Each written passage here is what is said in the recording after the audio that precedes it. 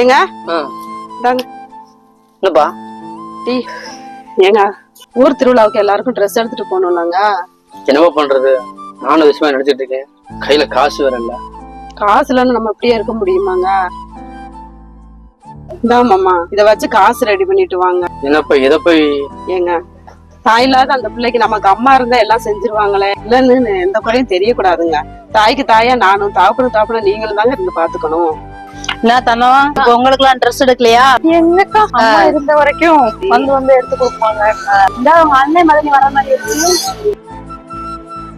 இந்தப்பா மச்சானுக்கு வேட் செட்டா, உனக்கு சேலை, பையனுக்கு ட்ரெஸ் இருக்கு.